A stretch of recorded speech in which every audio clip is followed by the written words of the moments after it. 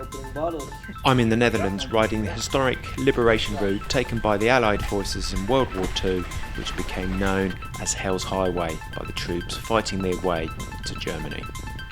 We stayed at a bed and breakfast last night, had a very nice sleep, and we've woken to this glorious sunny day. We overnighted at the town of Zeeland and headed northeast towards the Meuse River, the next objective for the US troops of the 82nd Airborne Division in September 1944, part of Operation Market Garden. Today's routing is going to be approximately 110 kilometres in total. Our ultimate objective is Arnhem.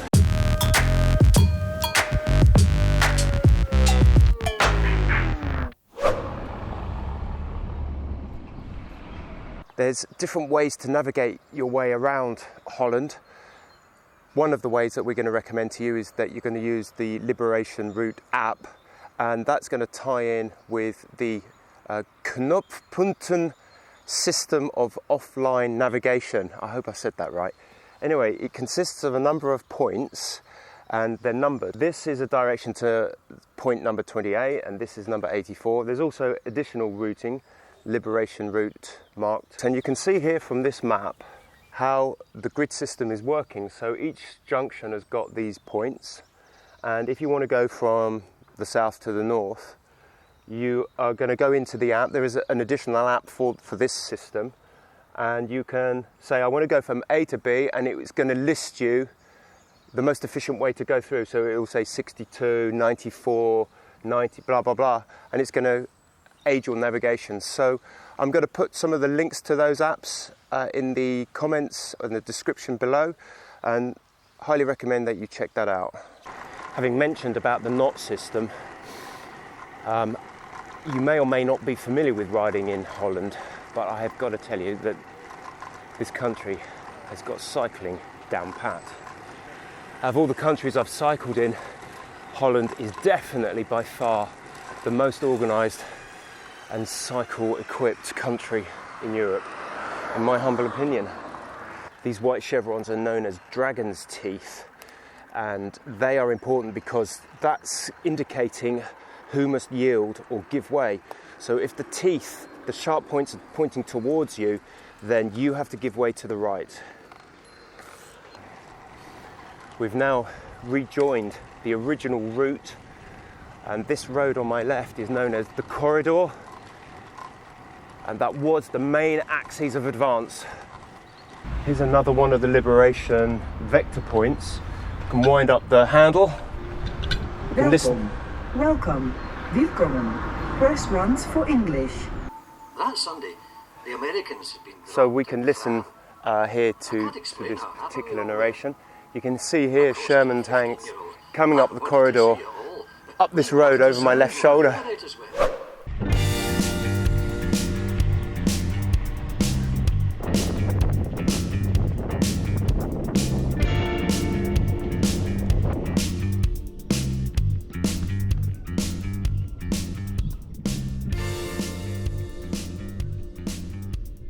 We've pulled over at another point of interest. We're at a working farm, so you might hear the tractor in the background. This was a working farm during the Second World War. We've come here to have a look at this point of interest for Curtis C. Morris. He was a trooper from the 82nd Airborne Division, the US, because that's the area now that we've moved into. Unfortunately, like most military operations, things start to go wrong from the start. And that's even before you've made contact with the enemy. Gliders were becoming unhitched across the channel. Things were happening on takeoff. And right over this location, where the US were parachuting out of their C-47s, PFC Curtis Morris, his chute didn't open. And he didn't have enough time to pull his reserve chute. So unfortunately and tragically, he ended up landing in or around this vicinity here. He didn't die immediately, and his friends and his platoon tried to do what they could to assist him. When they searched his pockets, they found a photograph of a little baby, which is something which is really touching. And unfortunately, within 2 hours, he died. That's PFC Curtis Morris, awarded the Purple Heart.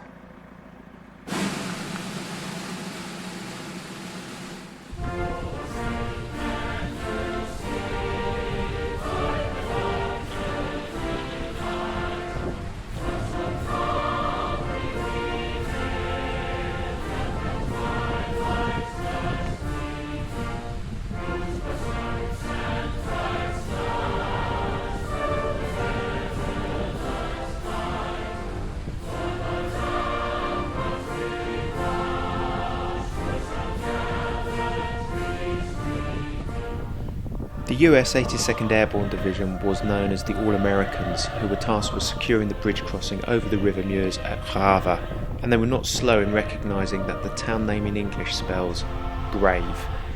But for us on this beautiful sunny morning, Grave was going to be our first coffee stop.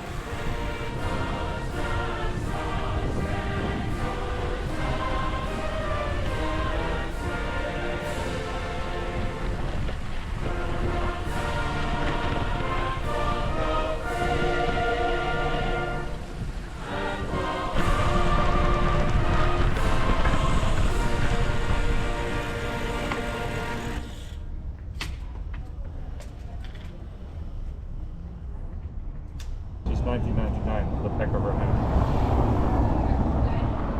That makes you an old guy already. Yeah, look at this. We're nearly done. We're nearly in our category. The job of securing the bridges in the centre of the Market Garden Advance was given to Major General Jumping Jim Gavin's 82nd All-American Airborne Division. General Gavin jumped with his vanguard regiment, the 505th Parachute Infantry Regiment. Through the open door of the C-47 carrying his command group, Gavin personally observed the incredible procession of aircraft and described what he saw as far as one could see, the sky was filled with planes and gliders, and as we neared the coast of Europe, we could see the fighter bombers flying back and forth over the land beneath us, looking for anti-aircraft guns and enemy weapons to knock out. At 12:47 p.m, the troops jumped, and shortly after landing in their drop zones, they moved quickly to capitalise on the element of surprise and capture their primary objectives, the Maas River Bridge at Grave and the 4 bridges spanning the Maas-Waal Canal and the Waal River Bridge at Nijmegen.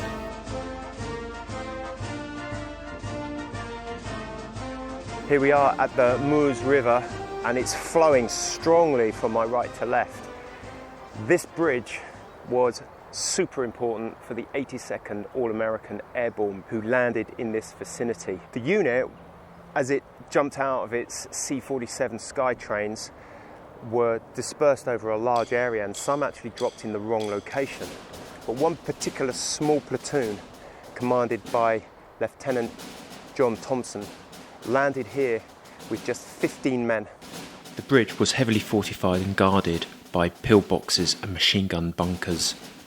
This bunker was built by the Dutch in 1936, and it was part of their defence against the Germans, and so it's been orientated looking north with the port windows in that direction. It consists of 3 stories, and the ammunition was stored in the cellar or the ground floor. Of course, by September 1944, this was in German hands, and it was being manned by German guards. So this bunker doesn't have any windows looking south. The Americans were able to advance, storm this bunker, and with a single bazooka shot, they took it out. But no windows looking south. He advanced, taking the initiative to take the bridge as quickly as he could.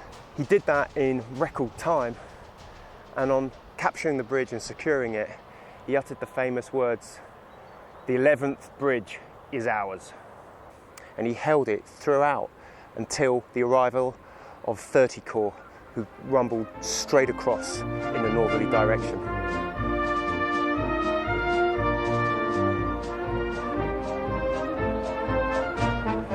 So if you come to this location, you can use one of the Liberation Route vector marks. You can listen to the story here, and there's a fantastic memorial of a silver parachute, which I believe was unveiled by the wife of John Thompson. The AA, so the Airborne All-American. We have the Corps, so the XXX Army, so the 30th Corps. And then we have obviously the Dutch Zeeland Brigade. And then it was our turn to cross the bridge. Here we go, over the John S. Thompson Bridge.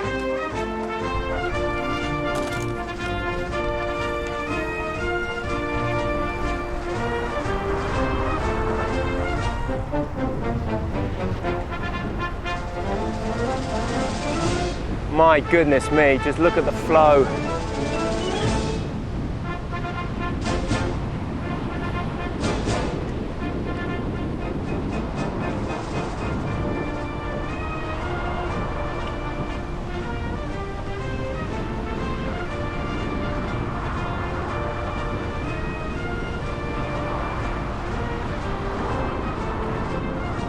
All I've got to say to you now, folks, is the 11th bridge is ours.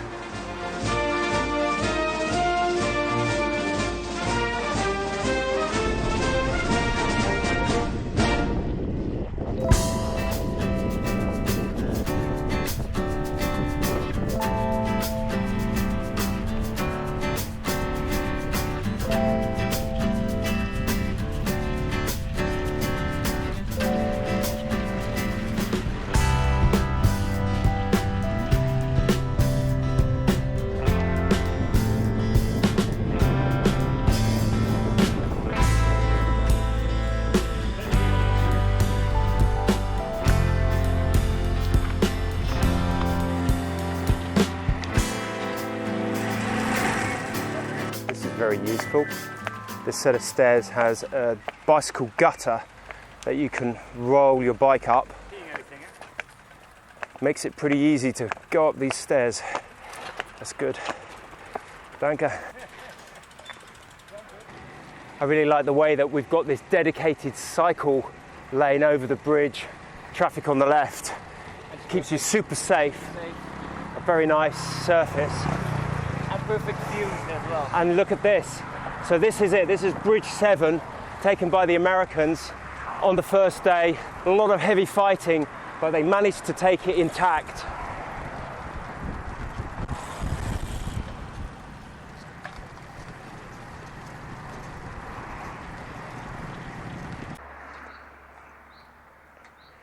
At 13:15 on the 17th of September 1944, in this field, the 82nd Airborne Division made their landings in gliders and parachutes. Everybody landed here except Easy Company. Can you imagine trying to land a troop-carrying glider in this field under enemy fire? Once released from the tug aircraft, the glider pilot was going down, and he could control his rate of descent using an air brake or his speed. And he only had one shot at it. Not only that, he had to contend with other aircraft to the left and right and already on the landing zone. And unfortunately, many aircraft touched wings, collided and had heavy impacts all around here. There's tales of aircraft nosing into the ground and cartwheeling and men being strewn all over the landing zone.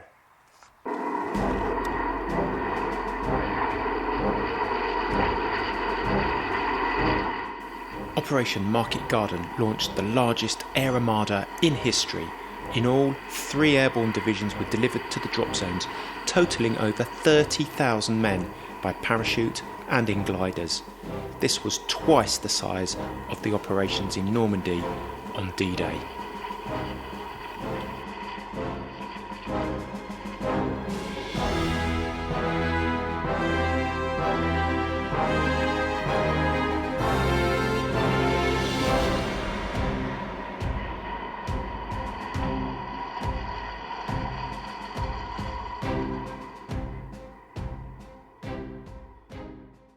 The designation for this landing site was Drop Zone O, or Oscar, and it's now commemorated with this rather nice looking memorial.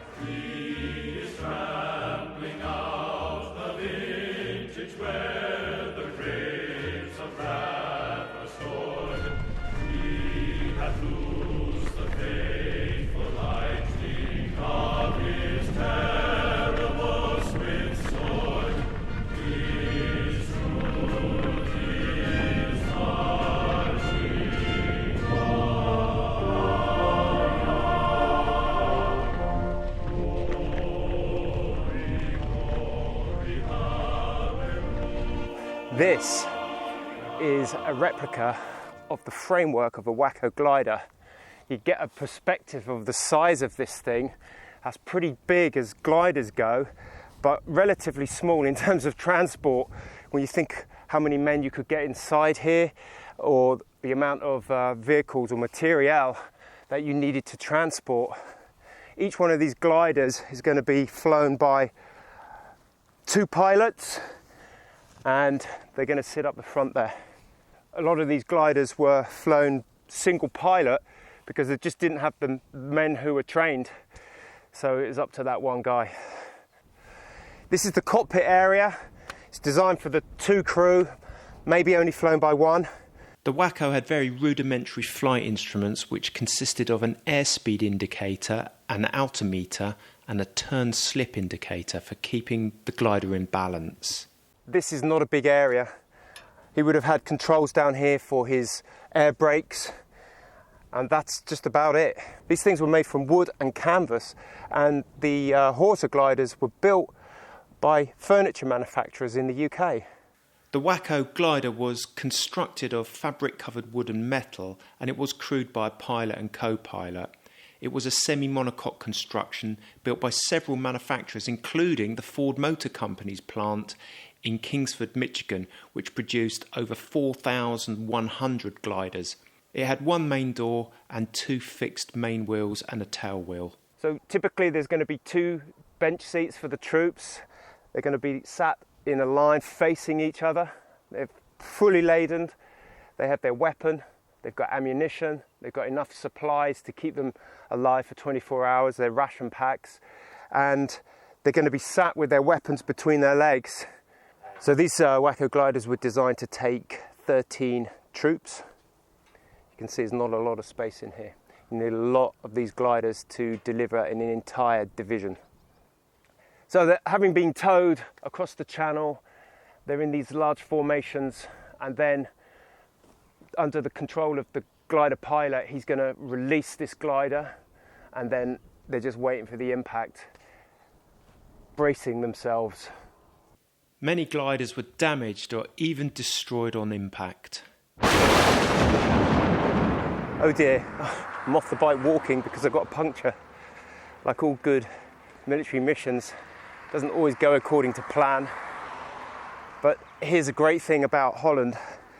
We Google searched a bike shop, and I think there's about 5 within 3 kilometres. So you're never too far away from some kind of mechanical support. So it's going to be a short walk into the village. I know exactly the reason why I just got this puncture. I hit a little pothole and I've got a snake bite. So it went down immediately, I knew. So just before you criticise me for not bringing along any spares, I did. But I've got through 2 inner tubes already because I had to share 1 with Wout. And I had a puncture last night, so this is my 2nd puncture. It's just bad luck. A little picnic courtesy of Lidl. Proper Audax food. Audax food, yes sir. And this too. Your milk torch, Belgian milk torch. Yes. Liège, Baston Liège was one on this.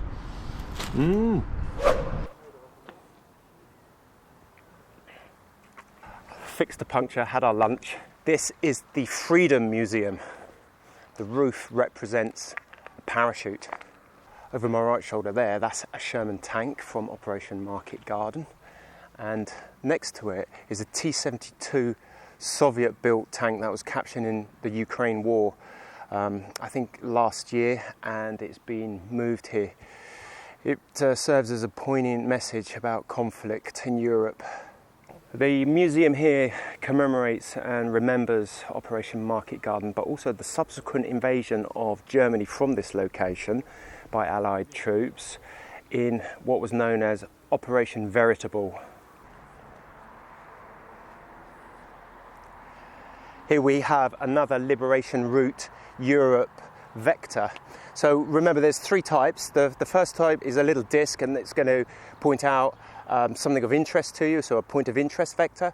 Then you have a larger one, which are marked on memorials or something a little bit more significant. And then the third and the final, the biggest, are these ones. These are called crossroad vectors, and they're at very significant locations or big events. This one is celebrating 2 battles for freedom. That's the end of Operation Market Garden and then Operation Veritable. So just to remind you, you can find all the information on the app as you go. I'll put a link in the description below. And if you come across one of these vectors, just scan the Q code and it's going to give you all the information that you need.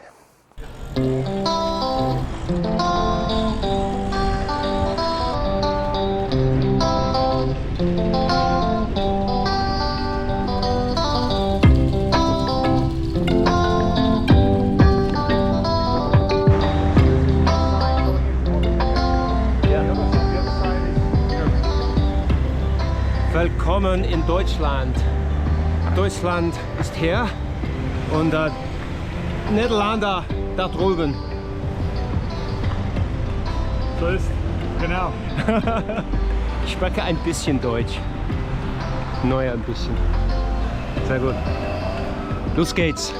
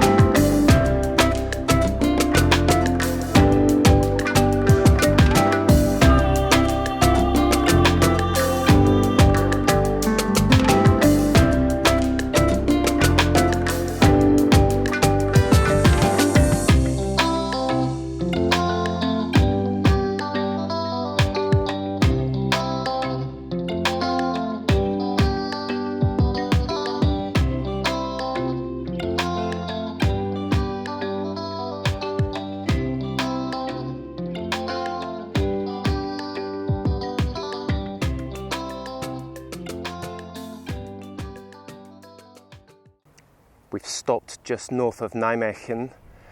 This is the River Waal, and you've got to imagine, just back in the Second World War, none of these bridges were here. Most of the buildings on the north bank are post-Second World War, so this was all open ground. Now, the 2 bridges that were standing was the railway bridge and the road bridge at that time. However, the Germans did blow the railway bridge. Once the 82nd Airborne had landed south of the river, they were pushing forward, but the Germans knew where they were and started to reinforce the area from the north.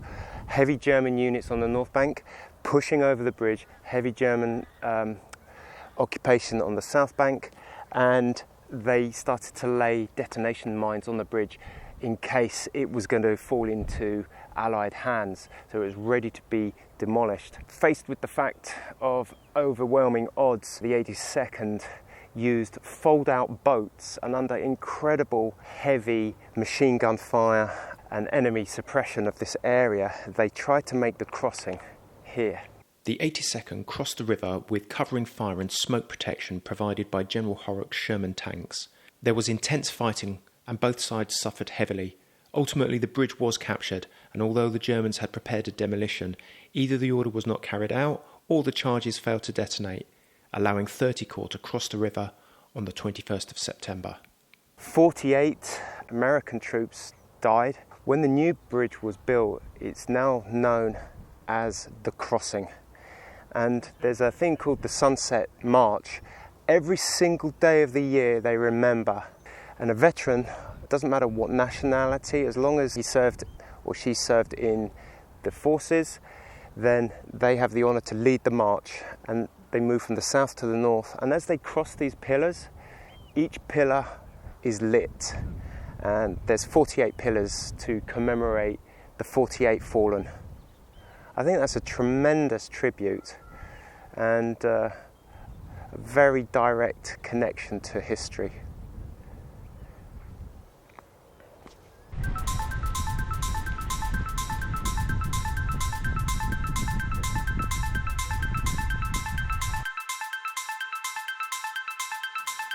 Leaving Nijmegen to the north, we head for the final objective of Operation Market Garden, the bridge at Arnhem. As the crow flies, it's only 16 kilometres away. This bridge was the furthest objective of the campaign and was assigned to the 1st British Airborne Division to capture. The division was commanded by Major General Robert Elliot Roy Urquhart, a man who was both respected and liked by his men, and was considered a hands-on type of commander. Arnhem was to be his first jump into combat at the age of 42. Initially it was expected to be an easy advance, 30 Corps under Lieutenant General Brian Horrocks, to reach the airborne force at Arnhem within 2 to 3 days. However, the plan suffered several strategic errors, which ultimately would compromise the men of the 1st Airborne Division. The first mistake was the landing sites which were chosen. The 1st Airborne landed some 8 miles northwest of its objectives, and was quickly hampered by unexpected resistance. The second strategic error was to fail to recognise that elements of the 9th SS and the 10th SS Panzer Divisions were laid up in the wooded area outside Oosterbeek. The third and most critical failing of the mission was the unserviceability of radios. Radio communications within the unit simply did not exist. Only a small force was able to reach the Arnhem road bridge, while the main body of the division was halted on the outskirts of the city. Meanwhile, 30 Corps was unable to advance north as quickly as anticipated and failed to relieve the airborne troops. The 1st Airborne Division was supposed to be reinforced by the 1st Polish Independent Parachute Brigade, commanded by Major General Stanislaw Sosabowski. During the planning phase for Operation Market Garden, Sosabowski expressed serious concerns regarding the feasibility of the mission. Among Sosabowski's concerns was the poorly conceived drop zones at Arnhem, the long distance between the landing zones and the Arnhem Bridge, and that the area would contain greater German presence than British intelligence believed. Despite Sosabowski's concerns and warnings from the Dutch resistance that the 2 SS Panzer divisions were in the operational area, Market Garden proceeded as planned. Sosabowski's unit was delayed by 3 days in deployment due to bad weather and eventually dropped at Driel. Because of the situation with the British at Arnhem, who were by that stage virtually encircled by the Germans and they were running low, and it was becoming evident that Market Garden was not going to succeed. Sosabowski's task was changed and he was paradropped into this area of Driel, which is south of the river. He then was tasked with relieving the British and aiding them in a rescue operation. So his men, under enormous risk to themselves, used some small boats and started to evacuate the British forces from the north side. The remaining paratroopers in Arnhem were either dead or captured.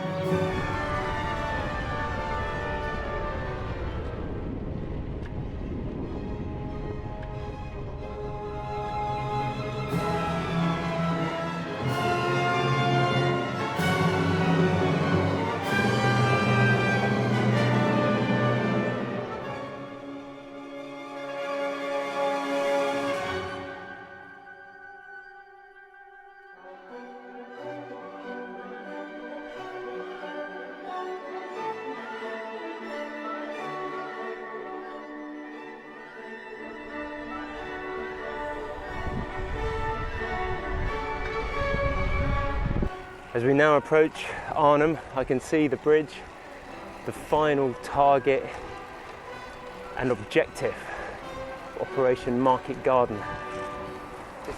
You can see the strategic importance of a very wide river, and I guess having been in the army myself, part of an aviation unit, I can feel the attachment to this location.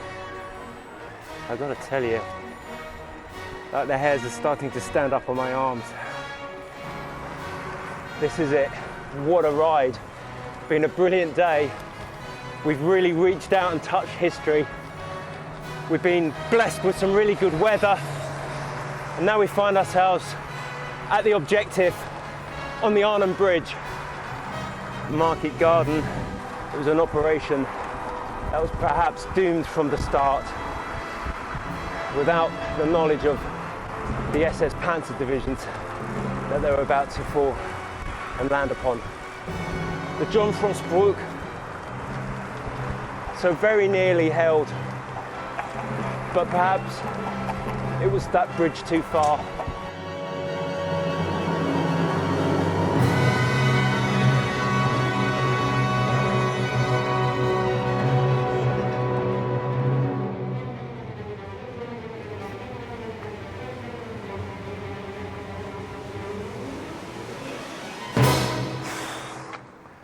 There it is, folks, the Arnhem Bridge.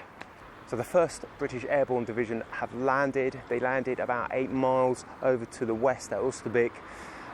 They tried to make their way towards the bridge, but they encountered quite a lot of heavy resistance.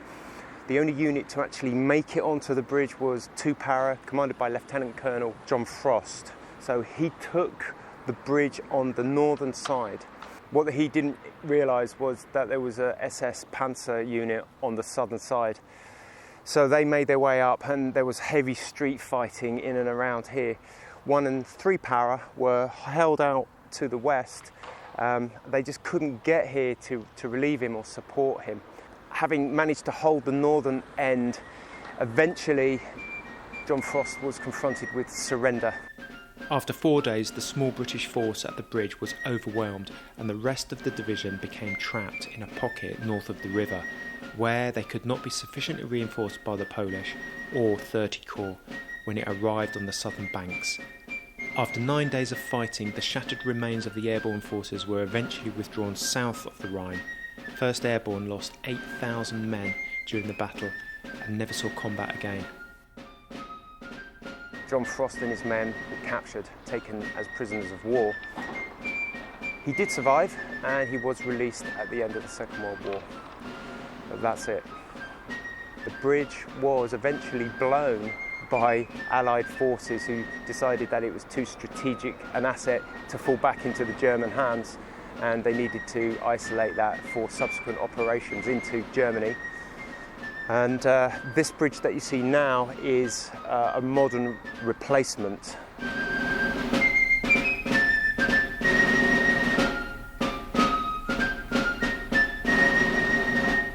That concludes today's ride. We've done just over 95 kilometres. All I can say is a great heartfelt thanks to Liberation Route Organisation, to Wout, and also obviously to Bart for their input, their invitation to take on this ride. I think that the Liberation Route Organisation is doing an incredible job of keeping history alive, and I hope that the videos will inspire you to come over. I think Holland's got some of the best cycling networks in Europe, so you're not going to be disappointed.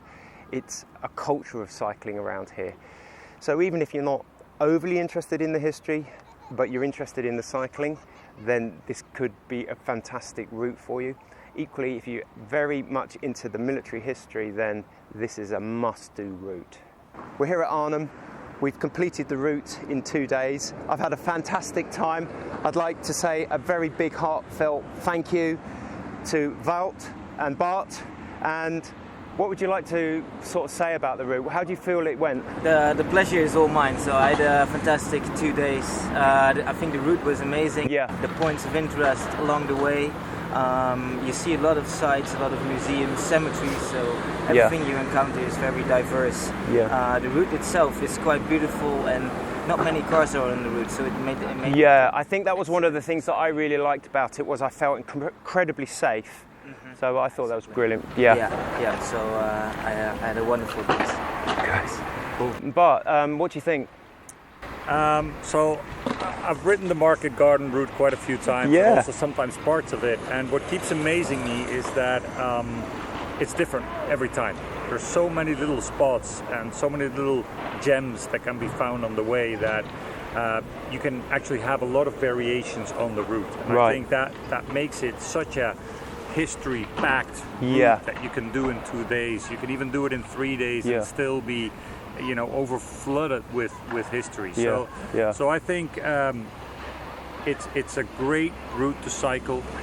Normally, not this trip, I know, but normally the winds are in your favor. 80% of the time, southwestern wind. I'm going to hold you to that. You've got to hold me to that, but you know, but not for us.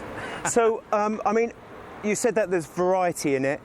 This route we've done in 2 days. Are we going to suggest that it's best done in 3 days? Yeah, 3, maybe 4, depending on how fast you want to go, how far you want to go within 1 day. So it's up to each cyclist to decide themselves. But I think we would suggest, after our experience, 3 days. 3 days, maybe 4. Okay, so what we're going to do is we're going to put all the links to Liberation Route Organisation, to Bart's website on Operation Market Garden, and all the other information that you might need to tailor your trip, and we wish you all the very best. I just would like to make one last thing, because I'd like to make a small presentation, a personal thanks. As I've been saying in some of the videos, I used to be in effectively an aviation airborne unit as a helicopter pilot, and I've got here with me a small presentation. It's not a lot, but it is quite personal. I'd like to present to Bart initially a set of my wings. These came off my uniform. These are the exact same wings that were used by the glider pilots in this operation. So I'd like to offer you that, Bart, if you'd like to take the wings, and thank you so much for inviting me. I really appreciate it. Wow. I'd like to offer my cap badge.